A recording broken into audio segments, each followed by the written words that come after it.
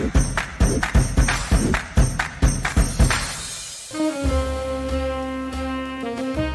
was an actress, she was very big at the time, and she had the worst southern accent I've ever heard. And I turned to my daddy and I said, I can't stand this.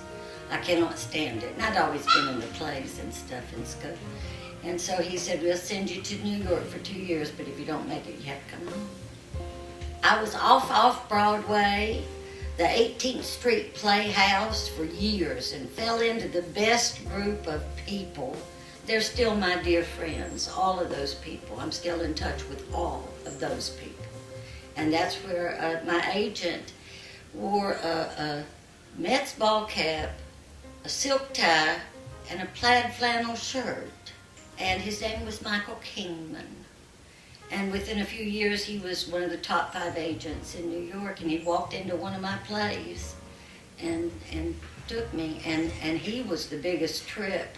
When he died, I lost a lot of my future. It would have been quite different with Michael. And all those boys, the Baldwin boys, and they'd play Nerf.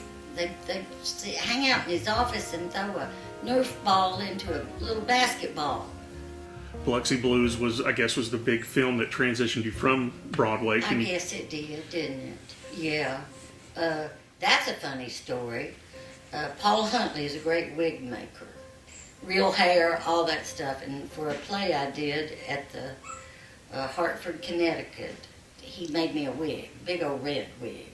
I was wearing that one day at a reading somewhere. And Gene Sachs, next thing I knew, I was in Biloxi Blues.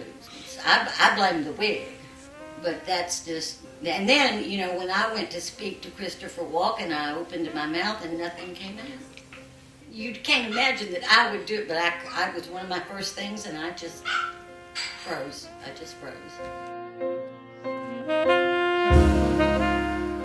Richard Mulligan was God's gift to the acting community.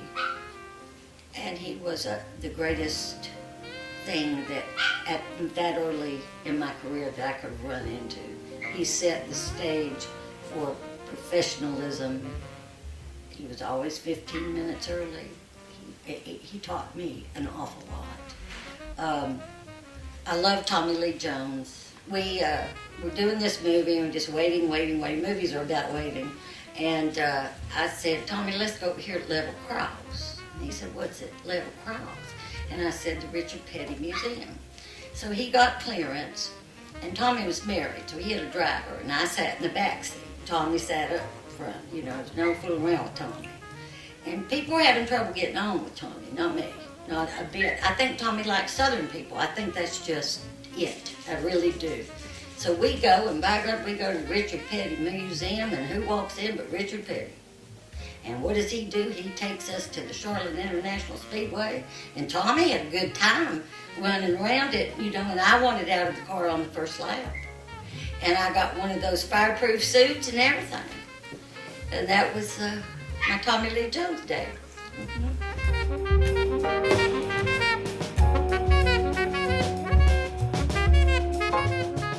I wanted to do something about the Pigeon because it's really, I think, the prettiest place in the world is you ride along the Pigeon River. And there it was running black with foam, and it always bugged me, you know, it just bugged me. Because when I was young, I was wild, and I would go to these mountain bars and do these things, and I really loved it over there. And so I decided to do something about it, and Primetime Live took me up on it. So I flew in and talked to him and everything. And then I got a phone call, 3 in the morning. I'd flown back to Los Angeles. It was 3 in the morning. Back then you didn't have caller ID and all that stuff, you know. And so we talked.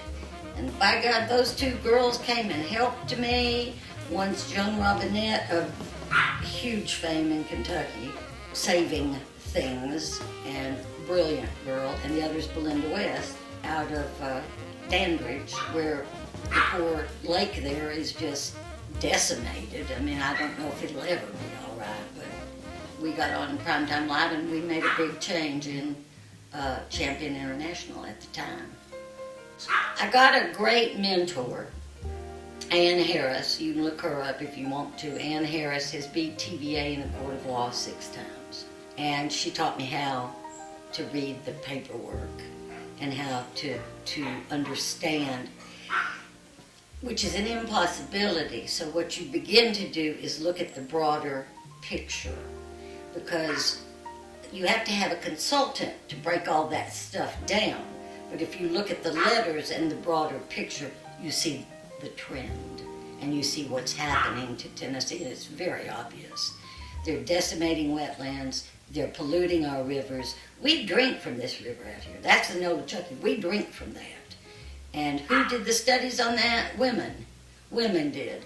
And we found highly enriched bomb-grade uranium all the way to the French Broad. Appalachians are taught to stay out of other people's business. You don't get involved, and you certainly don't get involved in another man's job. But in the meantime, you're drinking radioactive water and worse.